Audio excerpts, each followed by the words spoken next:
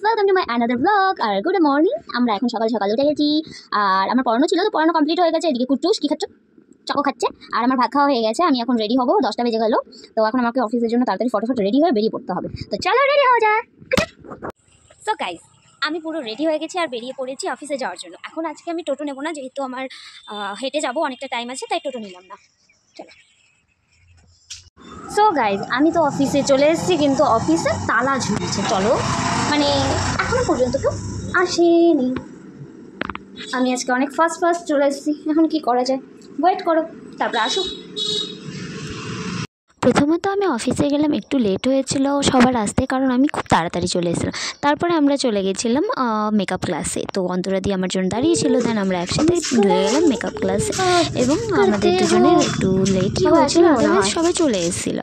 তো এই যে আমাদের মেকআপ ক্লাসের মেকআপ আর্টিস্ট সামনে, ওই যে আমাদের স্যার মহারাজ, যার কাছে আমরা ক্লাস করছি। তো অনেকটা ক্লাস করা হয়ে গেল আমার এর মধ্যে। তারপরে আমরা চলে গেলাম আবার অফিসের দিকে, যেহেতু আমার অফিস আছে তাই আবার অফিসে যাচ্ছিলাম, আর অন্তরাদি বাড়ি যাচ্ছিল।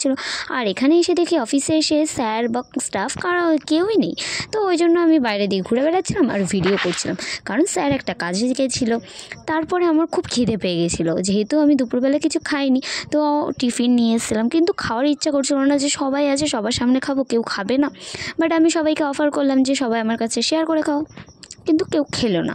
যাই হোক, তারপরে আমি খিদে পেয়েছে যেহেতু নিজেই খেয়ে ফেললাম। তারপর টিয়া আর আমি বাড়ির দিকে যাচ্ছিলাম।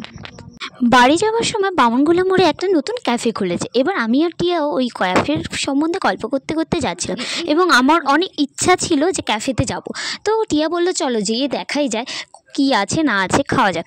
তো আমরা চলে আসলাম ক্যাফেতে, এবং ক্যাফেতে যা জিনিসপত্র দেখলাম তার মধ্যে আমাদের কোনো কিছুই খাওয়ার ইচ্ছা করলো না। যেহেতু আমি বাড়ি যেয়ে আবার খাবো, তাই আমি একটুখানি চা খেয়ে নিলাম, এবং টিয়াও সেই একই জিনিস অর্ডার করলো। দুজন মিলে একটুখানি চা খেলাম, এবং তারপর অনেকগুলো ছবি তুলে ক্যাফে থেকে বেরিয়ে গেলাম। আর আমরা যেখানেই যাই সেখানেই শুধু ছবি তোলার জন্যই বিশেষ করে যাই।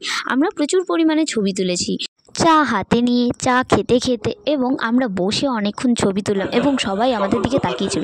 তবে চাটা আর যাই বলো, নতুন ক্যাফে কিন্তু খুব একটা ভালো করেনি। তো চা খেয়ে আমি অতটা স্যাটিসফাইড না। তো নেক্সট যখন আবার স্ন্যাক্স টেস্ট করবো, তখন বলতে পারবো কেমন হয়েছে বাকি খাবারগুলো। সো তারপরে আমরা ক্যাফে থেকে বেরিয়ে গেলাম, দুজন মিলে হাঁটতে হাঁটতে বাড়ির দিকে যাচ্ছিলাম।